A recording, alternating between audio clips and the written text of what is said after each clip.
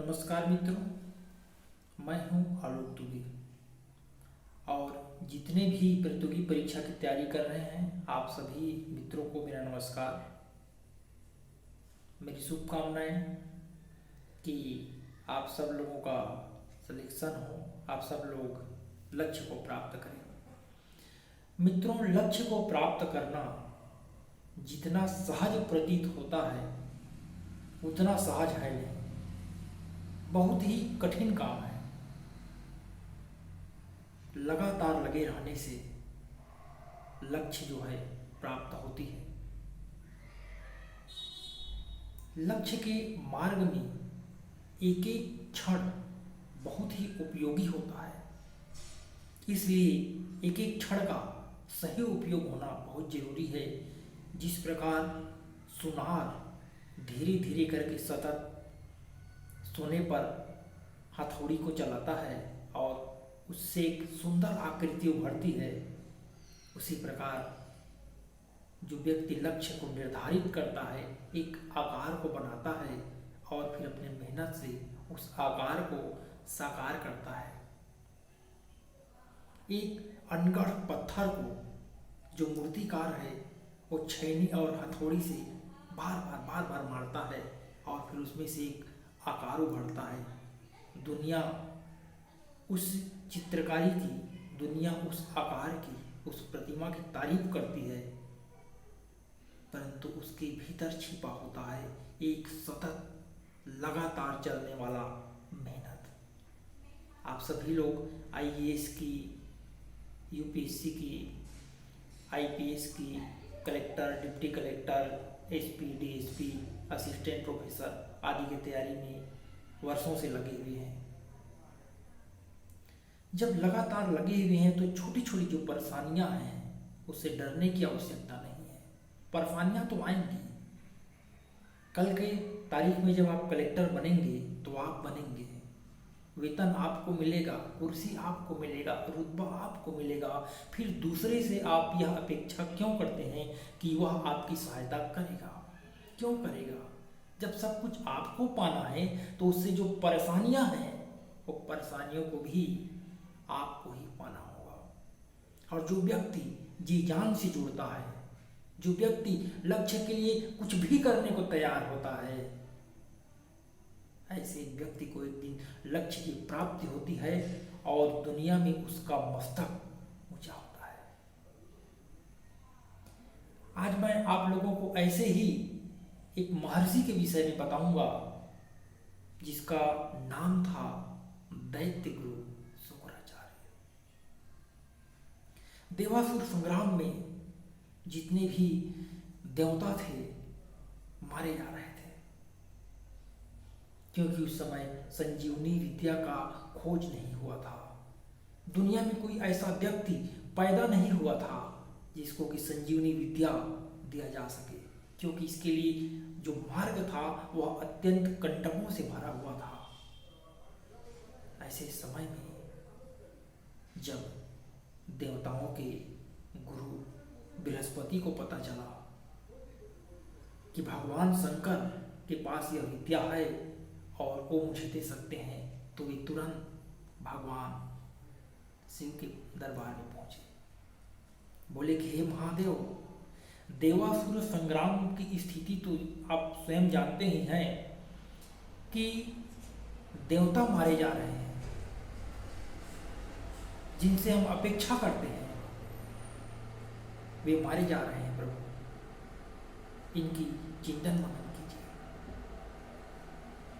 इसके लिए संजीवनी विद्या की आवश्यकता है और वो केवल आपके पास है और वो विद्या केवल आप ही दे सकते हैं। दया करके आप जो है वह विद्या मुझे प्रदान कीजिए।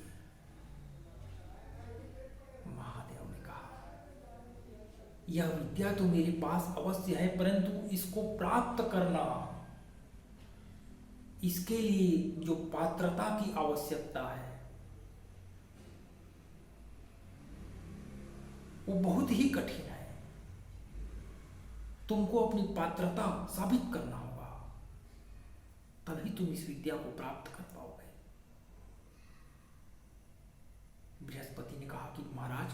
बताइए तो सही, कैसे प्राप्त करना है?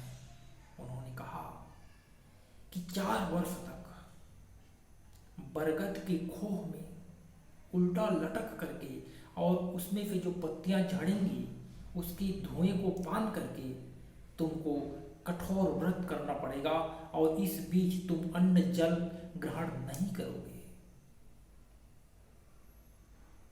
बृहस्पति महाराज उसको प्रणाम किए और बोले, हे प्रभु, ऐसे में तो मैं मर जाऊंगा। तो महादेव बोले कि जो मरे हुए को जिलाता है ऐसी विद्या को तुम प्राप्त करोगे तो हो सकता है इस कठिन मार्ग में तुम मर भी जाओ। बृहस्पति महाराज वहां से निकल गए। कुछ समय के पश्चात दैत्यों के गुरु शुक्राचार्य वहां पर आए। उन्होंने वही समस्या रखी कि हमारे दैत्य मारे जा रहे हैं और उनके जीवन के लिए, उपचार के लिए मैं संजीवनी विद्या को प्राप्त करने के लिए आया हूँ। महादेव ने उनको भी वही उत्तर दिया। तो उन्होंने कहा कि मैं इस कठिन व्रत को धारण करने के लिए तैयार हूँ, मुझे लक्ष्य मिलना चाहिए, लक्ष्य मेरा संजीवनी विद्या मुझे चाहिए ही चाहिए, चाहे जो भी मुझको परेशानी हो, समस्या हो, जो भी कठिनाई आए, मैं सबको सहन करने के लिए तैयार हूँ, परंतु मुझे यह विद्या चाहिए। महादेव प्रसन्न हुए, तैयारियां शुरू हुई। बरगद के वृक्ष में शुक्राचार्य को उल्टा लटका दिया गया।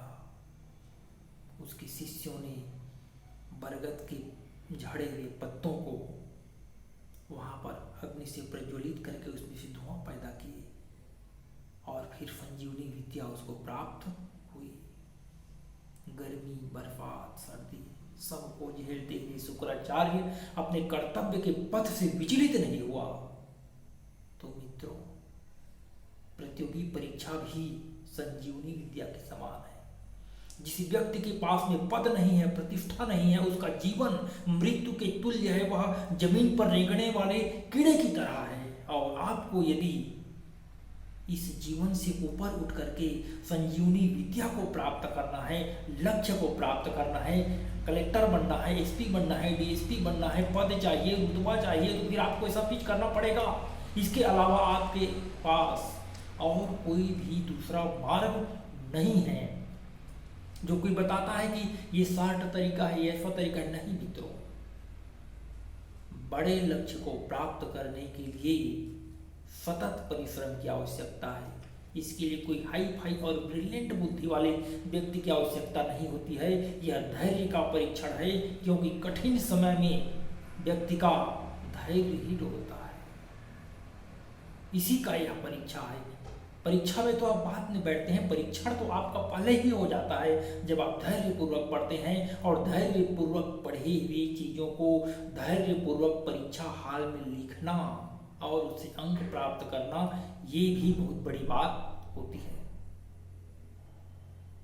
तो मित्रों, शुक्राचार्य को अपना आदर्श बनाइए। लक्ष्य के मार्ग में मृत्यु भी हो जाए तो वह मृत्यु अमर है, अमर कर देगा तुमको। लेकिन कीड़े मकोड़े की तरह चलते रहे, जीवन में कुछ प्राप्त नहीं किए, जीवन में अपने नाम को रेखांकित नहीं किए और सूरज और चांद की तरह अपने नाम को यदि चमका नहीं सके और उस माता पिता के सीने को गर्व से भर नहीं सके, उसके माथा को उन्नत नहीं कर सके, उसके ललाट में गर्मी नहीं दे सके, उसके ललाट में उजाला नहीं भर सके, तो फिर क्या जीवन है? कीड़े मकोड़े की तरह जीने का यहाँ पर कोई मतलब नहीं है। इसलिए जुट जाइए और लक्ष्य पर ही ध्यान दीजिए। घर में कुछ भी घटनाएं हो, इसमें कभी भी दोषारोपण नहीं करना। जो व्यक्ति दोषारोपण करता है, दूसरे के ऊपर में दोष को देखता है, तो फिर वह व्यक्ति उससे निराकृत कैसे करेगा? मेरा परीक्षा था और घर में उसी दिन मेहमान आ गए,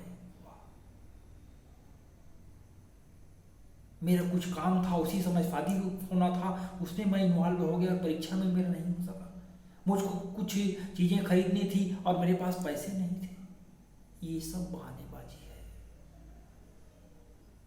जिस व्यक्ति को लक्ष्य के प्रति उत्कट अभिलाषा होती है उनकी सारी व्यवस्थाएं प्रकृति ही कर देती है। और आपको भी प्रकृति ने बनाया है तो व्यवस्था आपको ही करना है।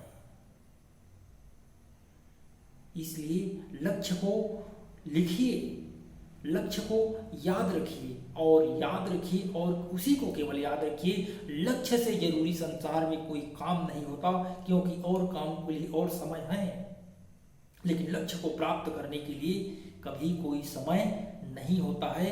वर्तमान का सदुपयोग ही आपको लक्ष्य तक पहुंचाएगा। और मित्रों, फिर इसी प्रकार के नए मोटिवेशन के लिए हम आपके पास आएंगे। आप हमारे चैनल को सब्सक्राइब करें, लाइक करें, शेयर करें, ताकि हम और अच्छे से अच्छा आपको उत्प्रेरित कर सकें और आपके जीवन को खुशियों से भर सकें। मैं आलोक दुबे, नमस्कार।